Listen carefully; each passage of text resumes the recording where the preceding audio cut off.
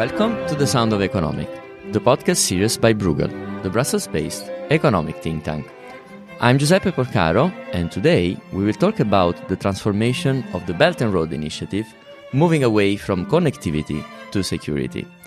This episode is part of Bruegel's focus on global China as seen from Europe, which includes our monthly newsletter, Zonghua Mundus.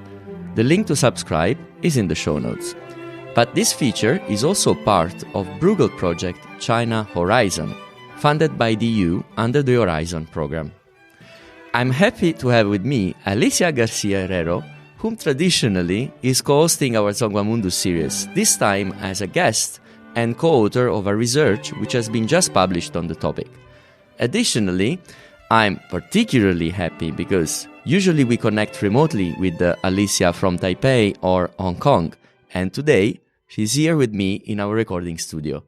Hi Alicia, welcome to The Sound of Economics.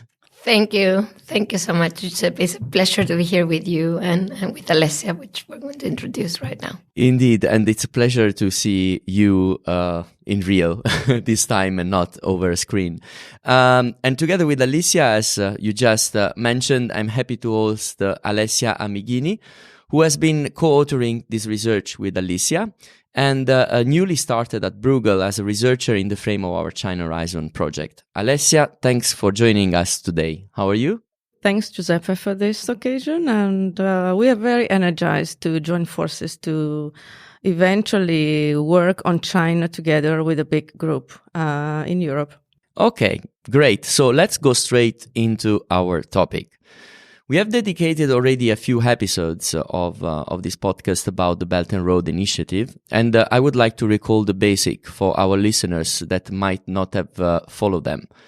When President Xi Jinping announced the Belt and Road Initiative, at the time known as One Belt, One Road in Kazakhstan in 2013, it attracted much speculation across the globe.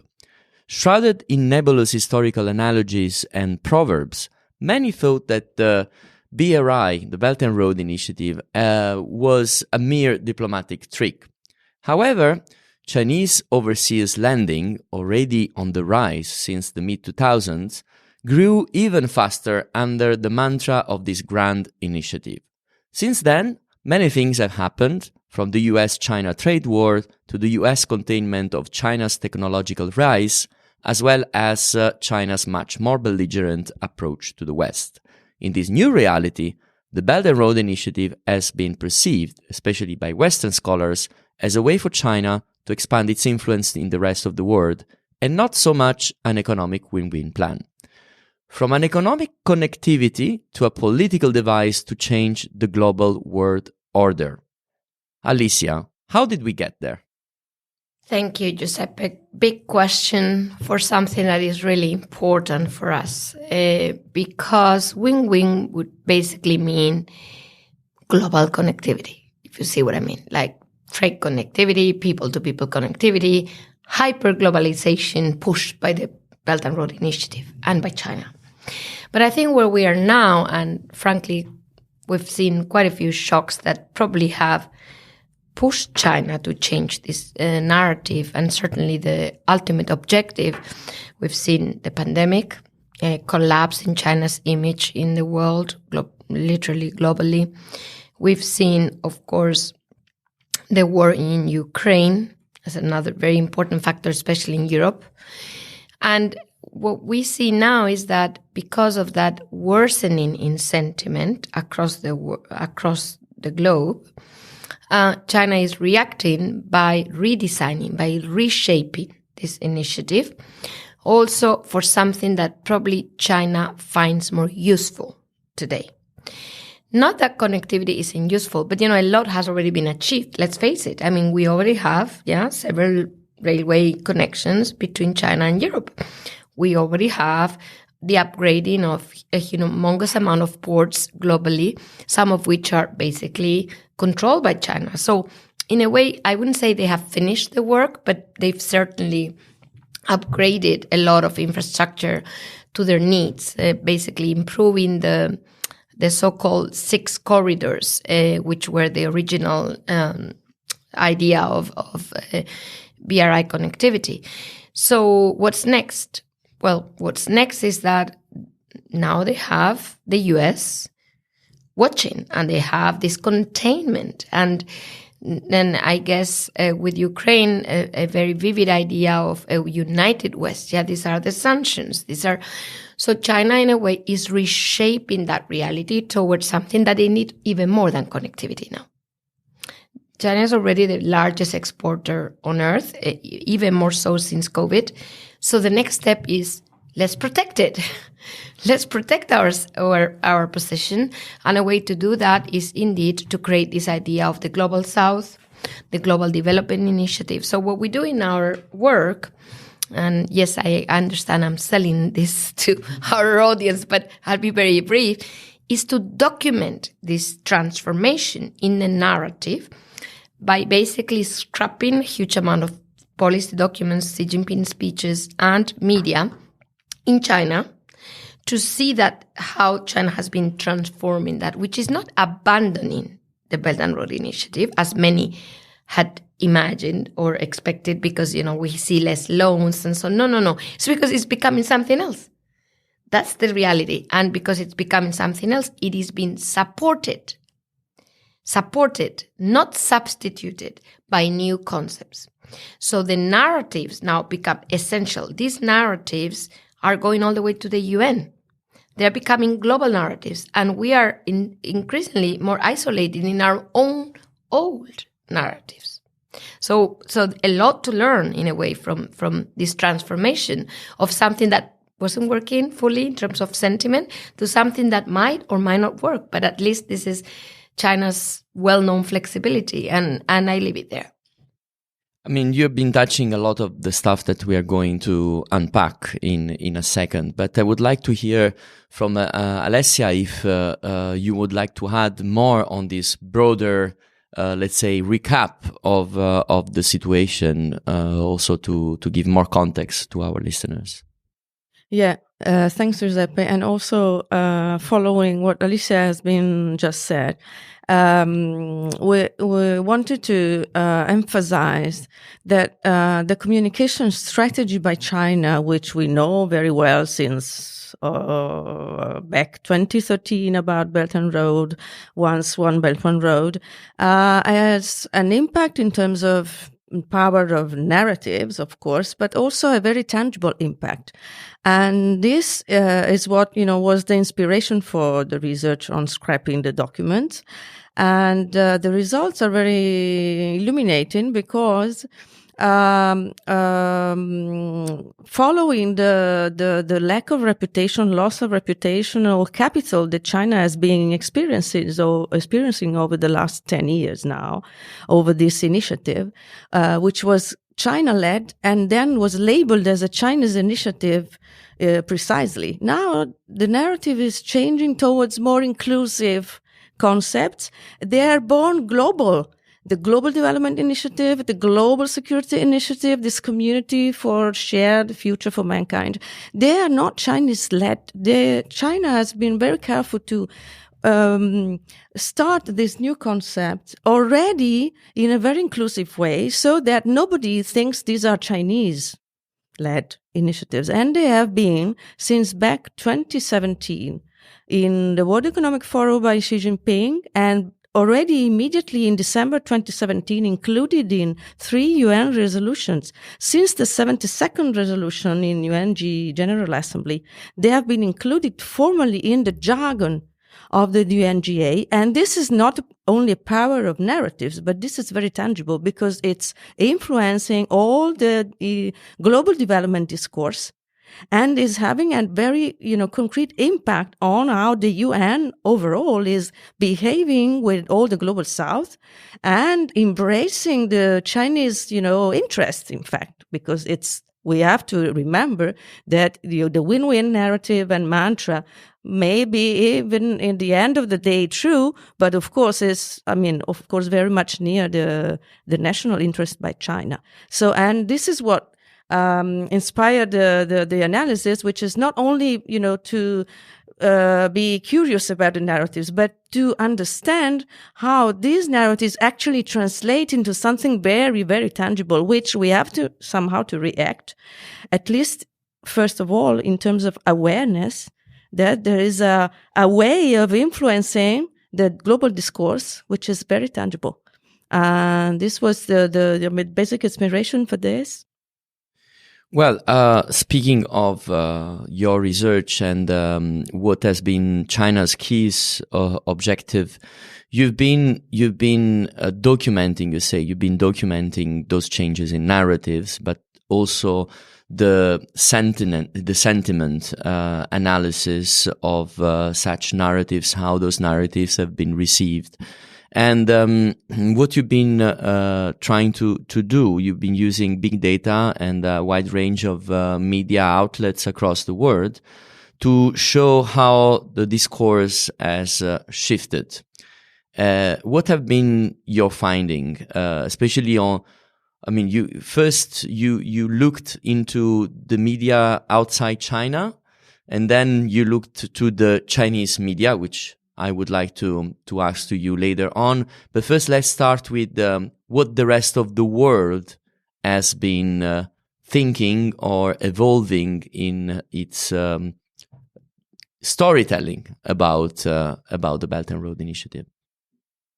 So two main findings, and Alessia can add. The first is that overall, and this finding is more boring, but I need to start with this, is that overall the sentiment, if we calculate average sentiment globally about the Belt and Road Initiative, it's positive, not very positive, boringly positive, like kind of there. And so far so good. But when you look at the changes across regions, you find big differences. So Central Asia, best, followed by Africa. Guess who is worse? North America, and Europe very close to that. North America even worse. So you can see that already in the data you can actually guess that China's push for Global South in a way makes sense, because that's where in a way they are being less hit by the worsening sentiment, which I get to in a minute. The sentiment, though, has worsened. What is the worst of all is COVID. It's not even Ukraine, it's COVID. And this is why, I mean, if one thinks about China's paranoia about COVID, if you just see that result, you can understand this was a massive security issue, not only because of China, but because of China's image in the world. There's a sudden collapse in sentiment. And it's not only about the origin of COVID, let's be frank. It continues even during the mass diplomacy. So, there's no immediate recovery. It takes a little while to go back to, and it remains low and kind of staggering. So COVID has been very important in people's mind in terms of the image of the Belt and Road Initiative, as well as China more generally. Alessia, some other findings that we can unpack over there?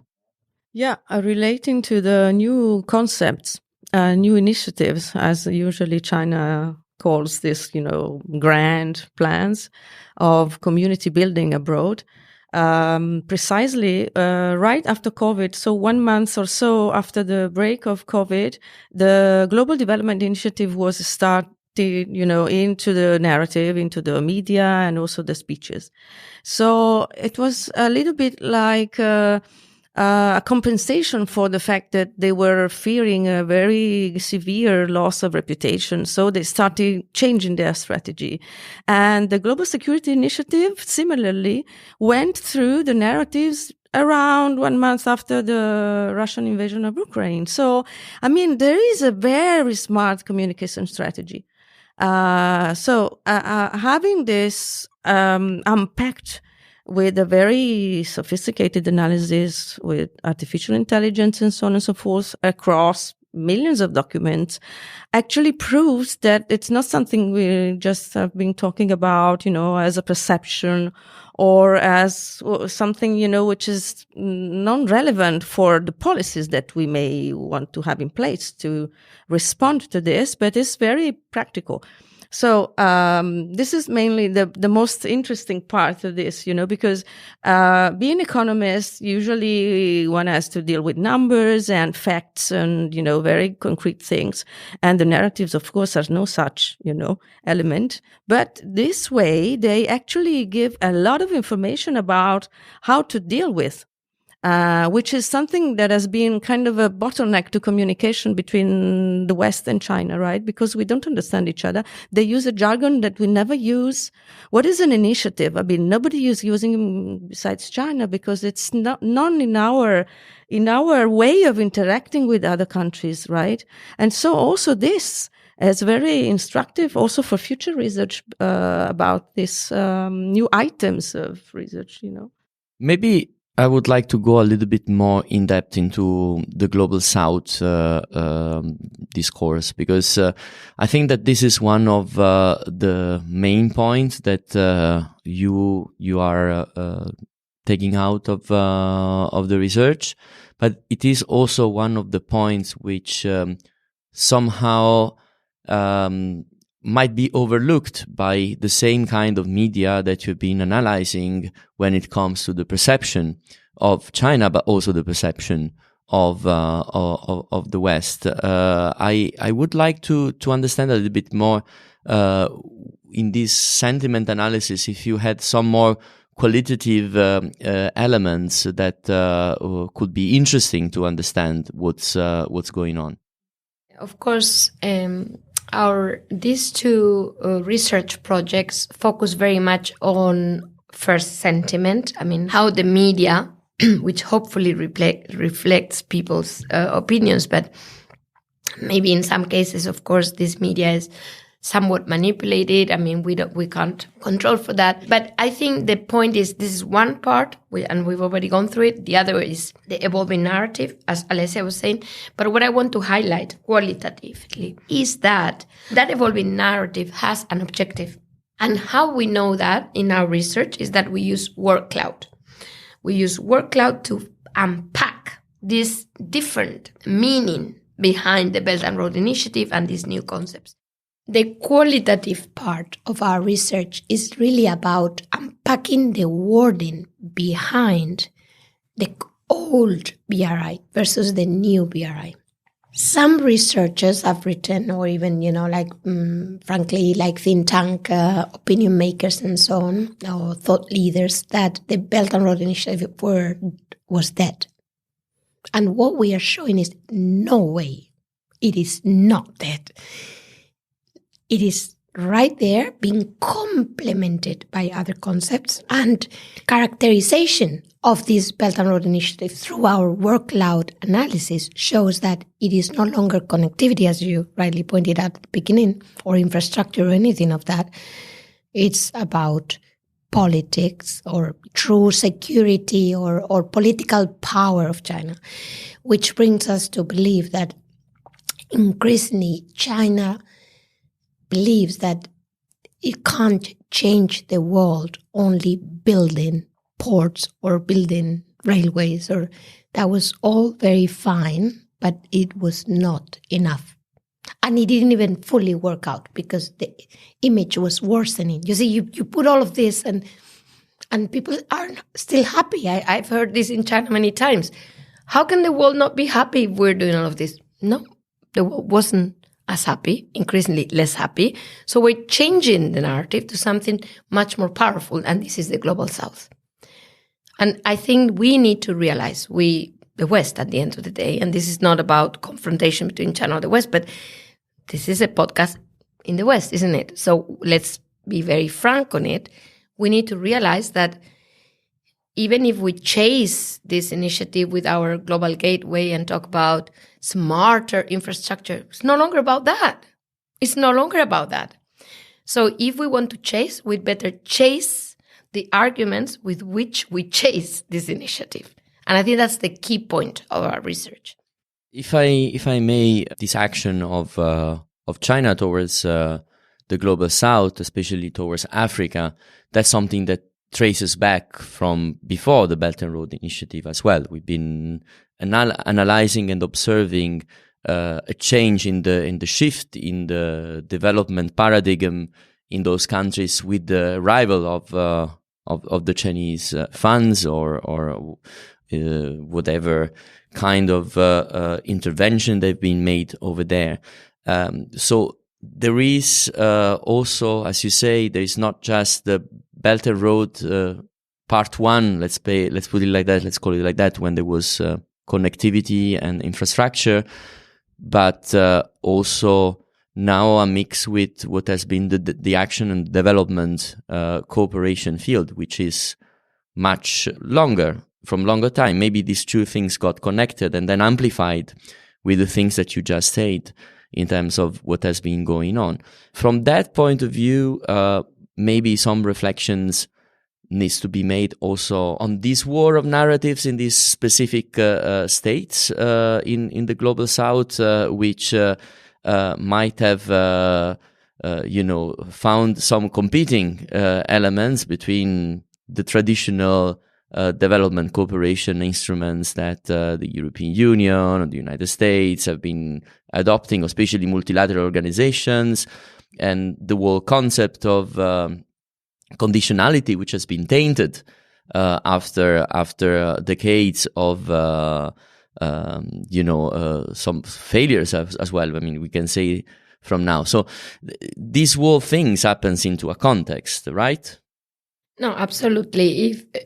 Your point is basically that this couldn't have happened if we hadn't made a number of mistakes, to put it very, very easily and very bluntly, and I cannot agree more. But the biggest mistake we could make, those are terrible mistakes, and we've surely not found the solution to development, and you can go all the way on that. But I think now it's about survival, Giuseppe. Now it's about survival. Now it's about a very different issue. You talk about conditionality. Let's talk about some of the conditionalities that we'll probably see very clearly in Xi Jinping's latest speech on what the global security initiative is. Right there, and this is literally published a couple of days before the peace proposal, China's peace plan for Ukraine. Right there in that global security initiative, which is certainly not only about development and cooperation, you have the Shanghai Cooperation Organization in black and white in case we miss it. And what this means is that the conditionality now is a different conditionality. It's about security blocks. And this means that Africa is no longer about, again, fast-speed trade in Ethiopia. It's about military bases.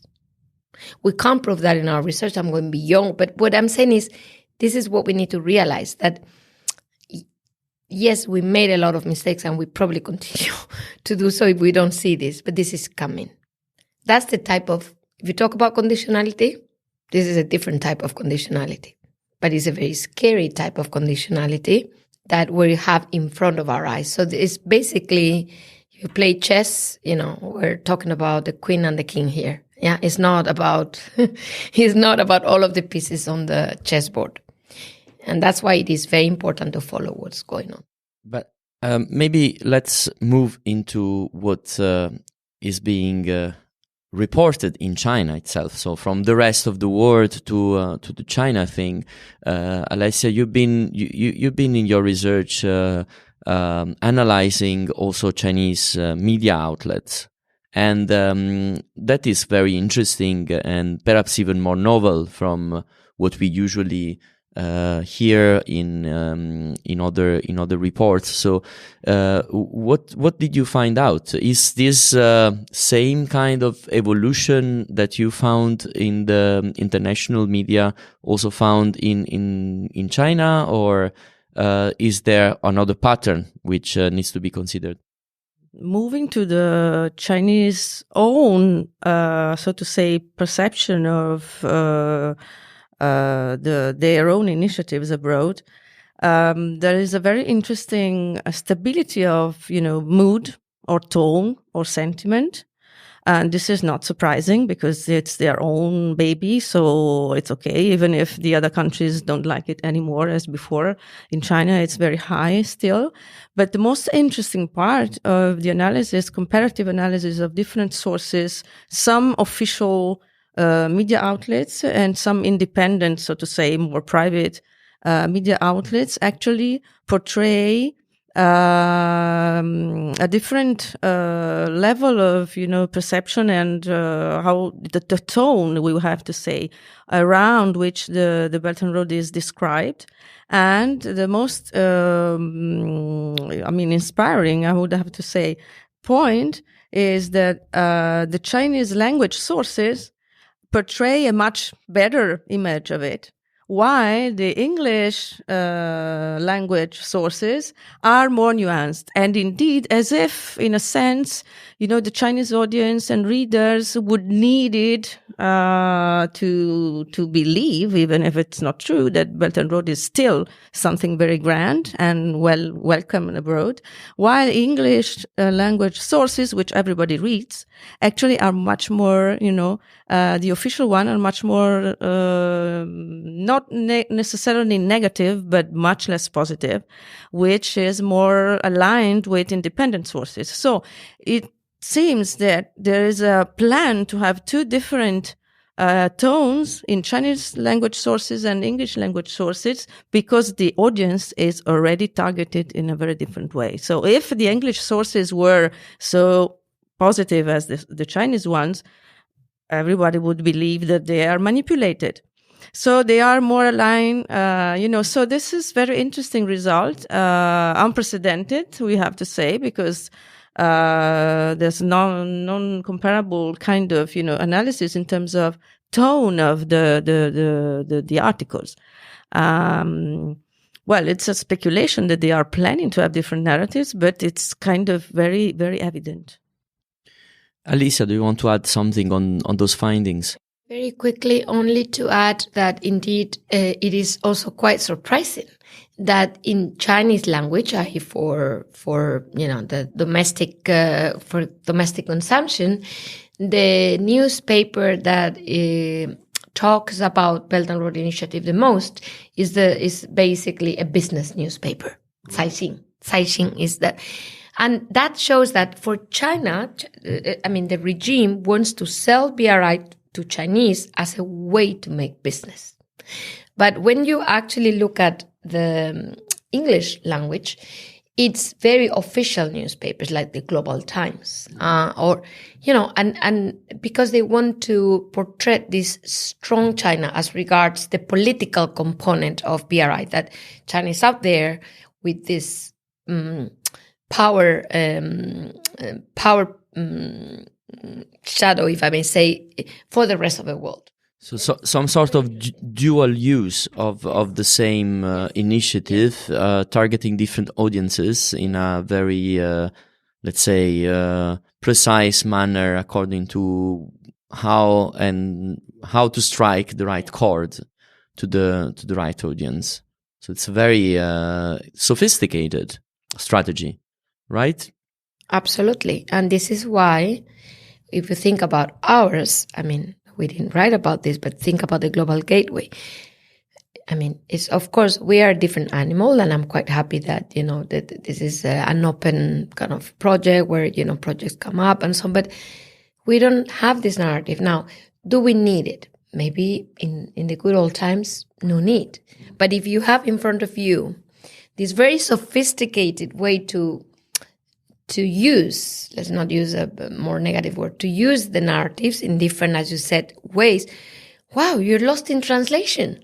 Nobody will hear you, because for that degree of sophistication, our, call it open access, to make it very simple, doesn't sound audible. Nobody can figure what it is, because the other one is being screamed on you. So I think one reflection for us is, are our narratives, maybe they are, yes, very, quote unquote, I wouldn't say honest, but maybe, again, very simple, and that's all good. But a question on that, because that's maybe a more general problem that we've been observing on the EU. Maybe the problem is not that our narratives are that simple. Maybe our narratives are perhaps too not jargonish, but I'll say they're too sometimes lost into the very technical details, or trying to explain very complicated concepts which are of high standing and big, let's say, value centric, but very abstract sometimes to some let's say more concrete and practical use on the ground as a political communication channel. If I want to interpret what you are saying in a different way. Your interpretation is so much better. The word simple doesn't really reflect our problem. Our problem is more about lacking that ultimate objective, if I may say. Is we have an objective, but the objective cannot only be, react to China. It has to have its own objective. China has its own objective. Yeah. And this is the key. And if I may add a point, China's been very smart in what it's called the nation branding, right? Vis-a-vis, especially the global south. Europe hasn't pursued this objective of nation branding, but because maybe we didn't need it. And we were actually more involved in having the internal market believe that the European Union was, indeed the institution that worked for the 27, 28, whichever. So now we need this kind of union branding abroad in a much smarter way, because we are facing competition not only on markets, merchandise and digital and whatever other sector, but also in terms of selling our values in a very, convincing way. And the Belt and Road, I remember once, in a very institutional setting, scholars from many African countries were believed that eventually they had a vision for Africa, which was called Belt and Road. So, this is kind of, not very reassuring in terms of, the future of development, real development in African economies. So, Alicia, maybe because we need to conclude this episode, unfortunately, what would it be your advice, takeaway for European policymakers of all this? First and foremost, the Belt and Road Initiative is not a static concept, certainly not a mantra. I hope by now everybody realizes it is not dead. It's not something yet they won't have to worry about. It is out there, big, just that it is complemented by even bigger concepts. Global Development Initiative, Global Security Initiative. There is no way we can get rid of this. It is there. We need to live with it. We need to deconstruct it. I think this word that we had in our seminar today is very powerful. We need to deconstruct it. We need to see what are the weaknesses. Of course, if they're a positive, most welcome, but deconstruct it to build our own initiative, not only as a response, that's not the point, but learn from that and see what we can do about our own model and how that model is projected elsewhere. So I think we have a lot to learn really on this evolution of initiatives, while ours seem to appear and disappear. While here you have something that didn't work and it reinvented itself. It's very different. Very good. And Alessia, do you want to add anything to this? Yeah, maybe China's been caring for their reputation and their alliances within the UN system and the multilateral system, which the West hasn't cared as much, because we actually took it for granted that, there were alliances, but, it was not exactly the place where to build brand new coalitions, and China did. So it's very evident from the counts of votes that China has a lot of, so to say, friends. they can count on. And even if we think that UNGA, decisions are not very effective and maybe we don't care a lot about, eventually they are shaping the future of global alliances. And the global south is 2/3 of the world. So I think we should care a lot more about the position of Western, US, Europe, and all the Western democracies within the UN system. Thank you. And on this, I know we could discuss for much longer, but that's all the time we have. And I would like to remind that this episode was part of the Bruegel's focus on global China as seen from Europe, which includes our monthly newsletter, Zhongguan Mundus. And we invite you to subscribe to it. The link is in the show notes. And this feature was also part of the Bruegel project China Horizon, which is funded by the European Union under the Horizon program. As usual, you can read in open access all the analysis by our scholars on our website, www.bruegel.org. Alessia, Alicia, thanks a lot for joining this conversation, and thanks to all our listeners for tuning in to The Sound of Economics. Until next time, bye-bye.